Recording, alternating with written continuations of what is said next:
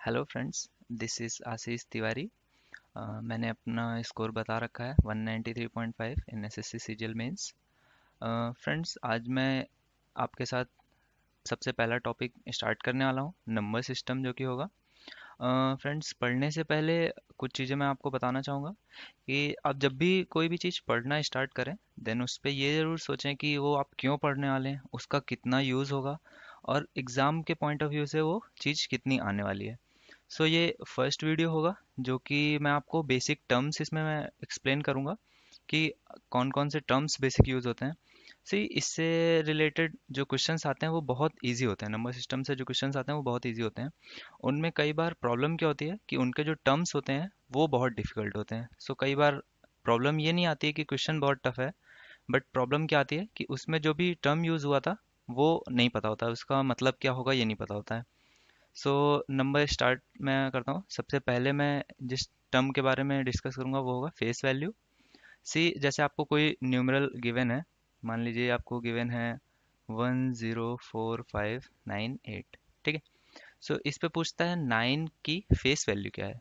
So friends, जैसा कि उसके नाम से ही क्लियर है, face value, face value means जैसा उसका फेस है वैसी ही उसकी वैल्यू होगी। सो जैसा वो दिखता है एकदम वही उसकी फेस वैल्यू होती है, ठीक है। फेस उसका क्या है, 9 का फेस है, सो वैल्यू भी उसकी 9 रहेगी। एक का फेस है तो वैल्यू उसकी एक रहेगी, फेस वैल्यू। जीरो का फेस है देन जीरो उसकी फेस वैल्यू रहेगी, ठीक है फ्रेंड्स।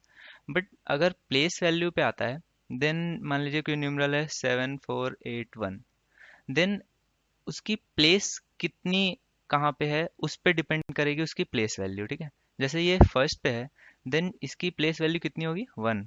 लेकिन अगर 8 की पूछेगा प्लेस वैल्यू, देन 8 एक डिजिट आगे है, सो इसके आगे 10 का मल्टीपल होगा क्योंकि वो एक डिजिट आगे है।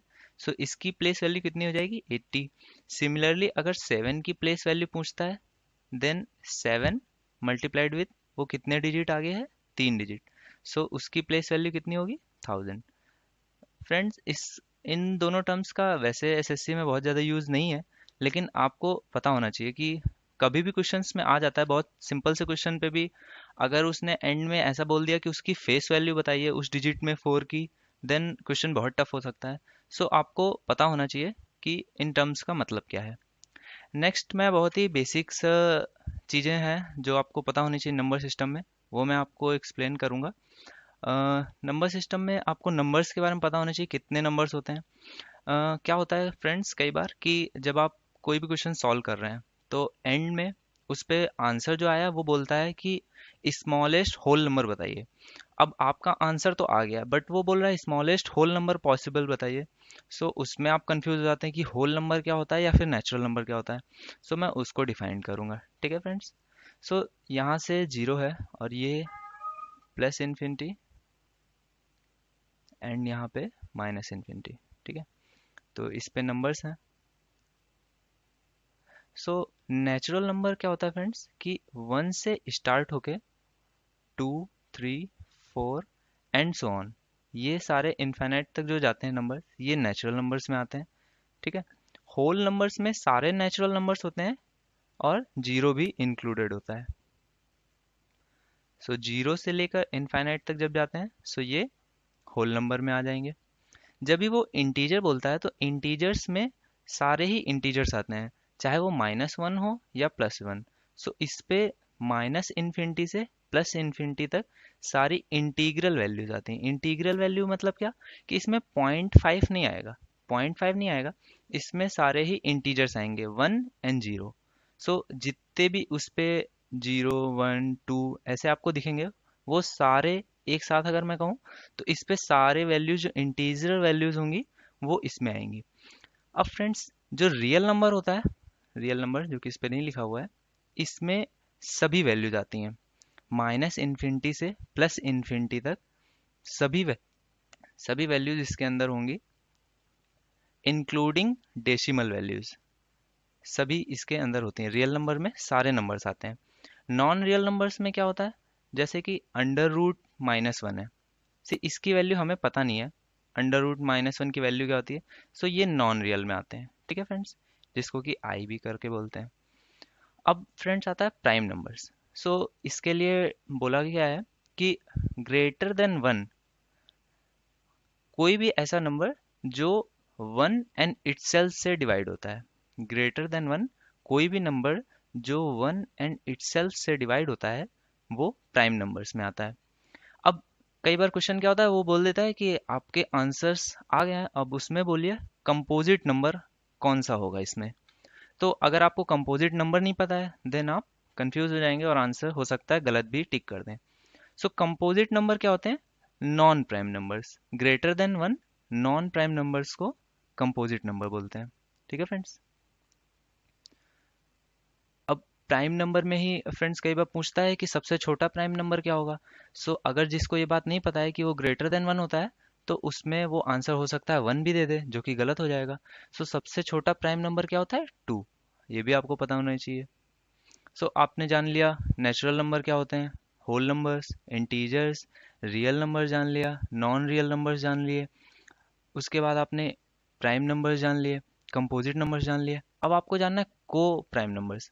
सो फ्रेंड्स, को प्राइम नंबर्स जो होते हैं वो एक ग्रुप होता है फ्रेंड, कुछ नंबर्स का एक ग्रुप होता है, जैसे कि 3 और 11, जिसमें कि कोई भी कॉमन डिवाइजर नहीं हो, ये को प्राइम नंबर होते हैं। या फिर ये कहा जाए कि इनका जो कॉमन डिवाइजर होता है वो वन होता है। इसीलिए को प्राइम नंबर्स को इस तरीके से डिफाइन किया जाता है कि वे नंबर्स जिनका एचसीएफ वन हो वो को प्राइम नंबर्स होते हैं। ठीक है फ्रेंड्स। सो ये हो गया आपके नंबर्स का डिवीजन। अभी इसमें मैंने जो आपको बोले थे कि कुछ डेसिमल्स वैल्यूज होती हैं। सो उन्हीं डेसिमल्स में दो टाइप के होते हैं डेसिमल वैल्यूज। एक होता है रिकरिंग, एक नॉन रिकरिंग। सो डेसिमल के अंदर कुछ डेसिमल जैसे 0.5 है, तो ये तो नॉन रिकरिंग है, इसकी वैल्यू यहीं पे रुक गई है। लेकिन कुछ नॉन रिकरिंग होते हैं जैसे कि 0.5, 5, 5, 5, ऐसे करके इनफाइनाइट तक जैसे जा रहे हैं। देन इन्हें बोलते हैं नॉन रिकरिंग, जो कि स्टॉप नहीं होते, जिनकी वैल्यूज बढ़ती ही रहती है, ऐसे 0.555555 करके वैल्यूज जिनकी होती है, तो इनको बोलते हैं नॉन रिकरिंग। इनको बोलते हैं रिकरिंग डेसिमल्स, और ये नॉन रिकरिंग डेसिमल। ठीक है फ्रेंड्स। सो कई बार क्वेश्चन आता है कि नॉन रिकरिंग डेसिमल या सीधे से बोलता है कि डेसिमल को कन्वर्ट करें फ्रैक्शंस में। सो इस पे जो क्वेश्चन आता है, मैं आपको इसको सीधे से शॉर्ट ट्रिक बताता हूँ, इनको कैसे डायरेक्ट डेसिमल को फ्रैक्शन में लिखते हैं। सो फ्रेंड, पहले 0.5555 को शॉर्ट में हम लोग लिख सकते हैं 0.5 बार। ठीक है।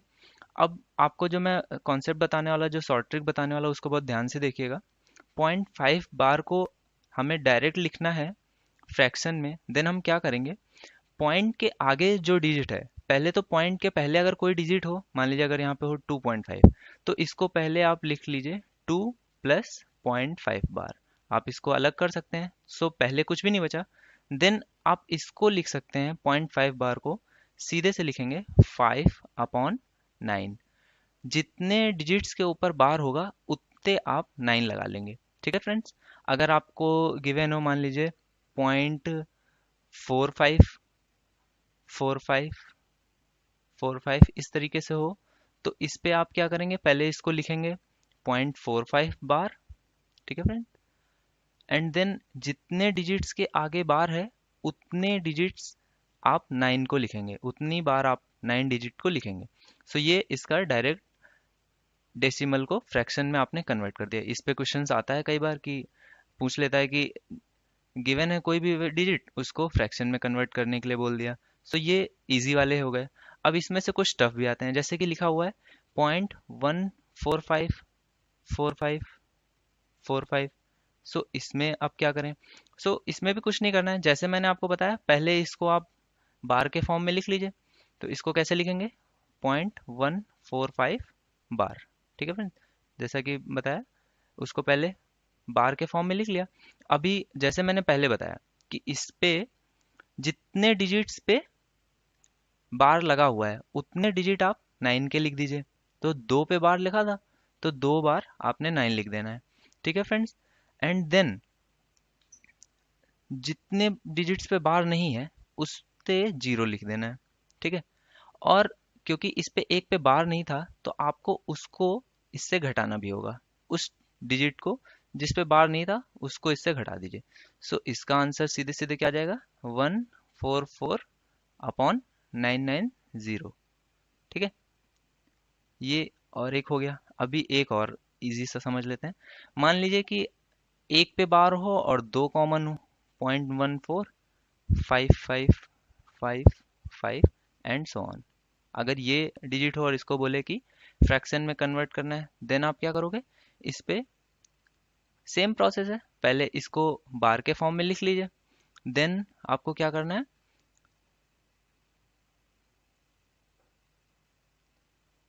जो भी कॉमन जिस पे बार नहीं है वो वैल्यू को इससे घटा देना है, एंड देन अपॉन में जितने पे बार है उतने 9, एंड देन 0 0।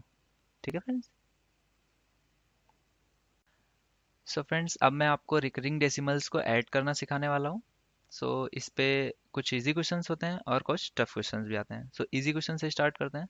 सबसे पहले मान लीजिए आपको गिवन है 3.12 bar added with 5.34 bar and added with 2.16 bar. So इसमें आपको जो नोटिस करने वाली चीज़ होती है, कैसे आपको ये एडिशन करना है रिकरिंग डेसिमल्स का, उसमें आप ये देखिए कि जो बार है वो पॉइंट से डिस्टेंस कैसी है, कितनी डिस्टेंस के बाद है और कितने डिजिट्स पे है। अगर सेम डिजिट्स पे है और सेम डिस्टेंस पे है, देन आप इसको सीधे सीधे ऐड कर सकते हैं और ये आपका आंसर करेक्ट आ जाएगा, 538 एंड 10.62 बार। ठीक है, इसमें कोई प्रॉब्लम नहीं है। बट अगर आपको जो क्वेश्चन है उसमें जो बार की पोजीशंस हैं वो डिफरेंट हो और जितने पे डिजिट्स पे बार है वो भी डिफरेंट हो, देन आपको कैसे करना है वो मैं आपको सिखाने वाला हूँ। सो मान लीजिए आपका जो फर्स्ट डिजिट है वो 8576, इसमें बार आपकी 6 पे सिर्फ बार है, ठीक है। एंड देन जो डिजिट है वो है 5.34 बार, इसमें यहाँ पे है। एंड देन आपका है 2.856, इसमें आपका जो बार है वो यहाँ पे है, ठीक है फ्रेंड्स। सो अब आपको इसको ऐड करना है। तो इसमें देखिए, पहला जो डिजिट है उसमें सिर्फ एक पे ही है, दूसरे में दो पे है, तीसरे में भी दो पे है, और पहले में जो डिस्टेंस है वो इससे 3 डिजिट्स के बाद है, इसमें जस्ट आफ्टर है, इसमें 1 डिजिट के बाद है। सो अब आपको इसको कैसे ऐड करना है ये मैं आपको समझाने वाला हूँ। ये बहुत ही इंपॉर्टेंट क्वेश्चन है। सो इसको आप ध्यान से समझिएगा। इसमें आपको क्या करना है, सबसे पहले जिसमें सबसे डिस्टेंस पे बार हो सबसे पहले उसको लिखिए। देन उससे कम डिस्टेंस पे जिस पे बार हो, एंड देन सबसे कम डिस्टेंस पे जिसके बार हो। आप इसको इस तरीके से लिखिए, 5.857 एंड 6 पे बार है। अब इस बार को आप थोड़ा सा एक्सपेंड कर दीजिए, ठीक है। 6 6 एंड 6, 3 से 4 बार आप इसको एक्सपेंड कर लीजिए।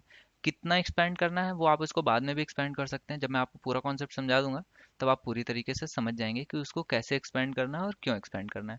अब आप इसको लिखिए 2.856, इसमें 5 और 6 दोनों पे बार है तो आप 5 और 6 दोनों को एक्सपेंड करेंगे, 5 एंड 6, ठीक है। ये बार आपका यहाँ से हट जाएगा, आप इसको एक्सपेंड कर देते हैं। एंड देन है आपका 5.34 बार, आप इसको एक्सपेंड कीजिए, 3 4, देन 3 4 एंड देन 3 4, आपका ये इस तरीके से एक्सपेंड हो जाएगा, ठीक है।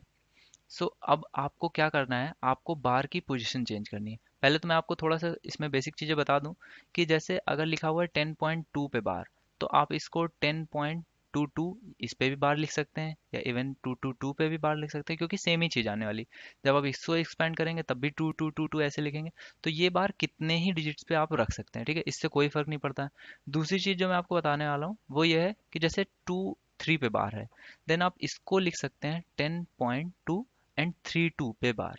ये भी सेम चीज़ है, इसमें कोई डिफरेंस नहीं है, क्योंकि जब आप इसको एक्सपेंड करेंगे तब भी 2 3 2 3 आना है, और जब इसको एक्सपेंड करेंगे तब भी 2 3 2 3 2। सो सेम ही चीज़ आने वाली है। सो आपको ये चीज़ें पता होना चाहिए कि बार की पोजीशन को चेंज किया जा सकता है, ठीक है। सो अभी आप इसमें क्या करने वाले हैं, वही चीज़ करने वाले हैं, बार की पोजीशन को आप चेंज करने वाले हो। इस एक बार को मैं 2 बार में कन्वर्ट कर दूंगा, सो दैट सभी में 2 2 बार हो जाएंगे। तो आप इसको इसी क्वेश्चन के तरीके इजीली ऐड कर पाएंगे। सो आप इसमें क्या कर रहा है कि 7 6 हो गया। अब मैं बार 7 पे नहीं ला सकता हूँ, क्योंकि 7 पे बार क्वेश्चन में नहीं था। सो बार मैं 6 पे ला सकता हूँ। तो इनिशियल जो बार की पोजीशन है वो यहाँ से हो सकती है, ठीक है, यहाँ से हो सकती है या फिर इसके बाद से, उससे पहले नहीं जा सकते हम। सो हम उसके नीचे देखेंगे, जब 5 6 5 6 बार है मतलब मैं यहाँ से इसमें भी बार स्टार्ट कर सकता हूँ, और जब मैं उसके नीचे देखता हूँ तो इसमें भी 4 3 4 3 बार है। सो मैं बार की पोजीशन यहाँ से स्टार्ट कर सकता हूँ। सो कॉमन देखने पे तीनों जगहों में यहाँ पे मैं बार स्टार्ट कर सकता हूँ। सो आप इसमें क्या करते हैं कि एक बार इसको यहाँ पे बार लगा देते हैं, एंड उसकी जो काउंटिंग है वो इसके नेक्स्ट डिजिट से करते हैं। ठीक है फ्रेंड्स, तो आप इसको इस तरीके से यहाँ पे बना सकते हैं कि आपकी जो काउंटिंग होगी वो यहाँ से होगी, क्योंकि यही चीज कॉमनली हर बार अब आपको मिलती जाएगी। 6 6 यहाँ पे भी होगा, 5 6 यहाँ पे भी होगा, 4 3 यहाँ पे भी होगा। सो आप इस तरीके से इसको ऐड करेंगे तो अब आपका जो आंसर है वो आ जाएगा। सो आप यहाँ से इसको ऐड कर लीजिए, ये यहाँ से ऐड कर लीजिए, ये यहाँ से ऐड कर लीजिए, आपका आंसर आने वाला है। लेकिन अभी इसमें एक और इंपॉर्टेंट पॉइंट है जिसको आपको समझना है। सो आप इसको यहाँ से ऐड करना स्टार्ट कीजिए। सो 6 और 6, 12 और 3 15, 5, एक कॉमन यहाँ पे गया। सो 6 6 12 एंड 4 16, तो 6 एक यहाँ पे कॉमन गया। 6 और 6 12 3 15 और एक 6, यहाँ पे एक 6 गया, यहाँ पे एक कॉमन गया। सो 6 5 5 10 एंड 16, सो 6 एक यहाँ पे कॉमन गया, एक यहाँ पे गया। सो ये क्या बन गया, 6 6 12 3 15 और एक 6, एक इसका ये कॉमन गया। 6 5 5 10, 6 एक यहाँ पे एक कॉमन गया।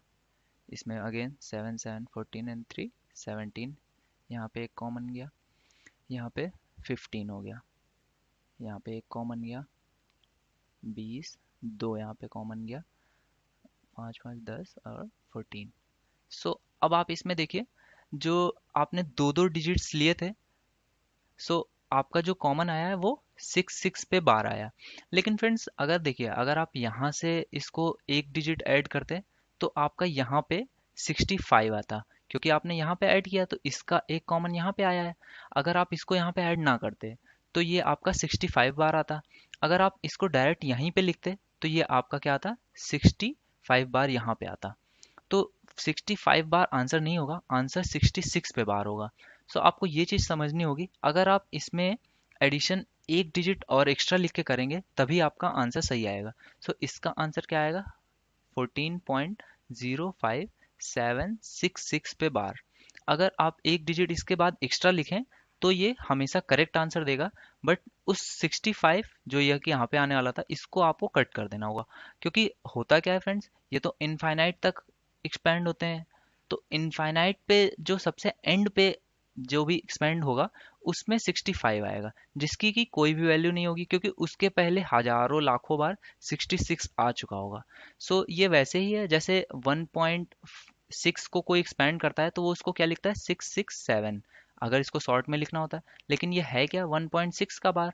सिमिलरली ये भी चीज़ है, अगर 6 6 बार है ये, जब इसको कोई एक्सपेंड कर रहा होगा तो वो वहाँ पे 0.65 आ गया है, तो वो जो 6565 आएगा उसको हम एक्सपेंड करके एक जगह पे क्या लिख लेंगे, 66। तो आपको बहुत ज़्यादा एक्सपेंड करने की जरूरत नहीं है, आपको एक डिजिट आगे का एक्सपेंड करना है। जैसे 2 पे बार है तो आप 2 बार और आगे एक्सपेंड कीजिए, और उसको काउंट नहीं कीजिए, उसको कंसीडर नहीं कीजिए, उसके पहले वाले डिजिट पे जो आया है उस पे आप उसका बार लगा दीजिए और यही आंसर होगा। अगर मैं आपको एक और इसका एग्जांपल करा देता हूँ ताकि आपको कोई भी कंफ्यूजन ना हो। मान लीजिए इस बार मैं कुछ छोटी डिजिट्स लूंगा सो दैट जल्दी से ये हो जाए। सो 2.56 बार को आपको ऐड करना है 2.34 बार पे। ठीक है, इसमें एक ही एक डिजिट लिया मैंने ताकि ये जल्दी से हो जाए।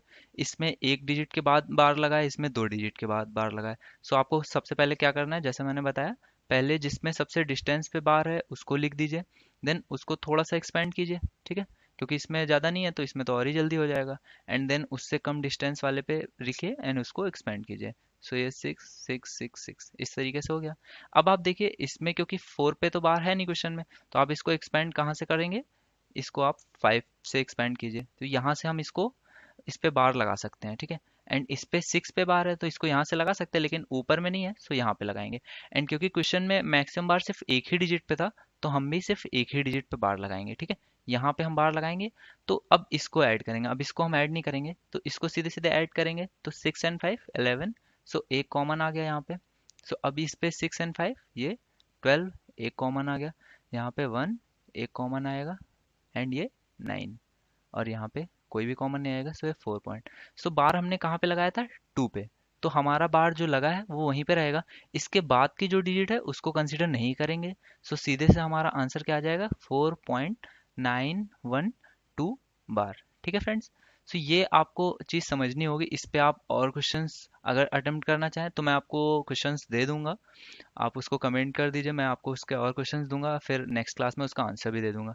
सो ये क्वेश्चन का आंसर ये है, इस क्वेश्चन का आंसर ये है। आप एक बार क्या कर सकते हैं कि खुद से इन्हीं क्वेश्चंस को अगेन ट्राई कीजिए। अगर आपको कोई भी प्रॉब्लम आती है तो आप उसे कमेंट कीजिए, मैं आपको उसको फिर से एक्सप्लेन कर दूंगा। ठीक है फ्रेंड्स, या आप इसी वीडियो को फिर से देख सकते हैं।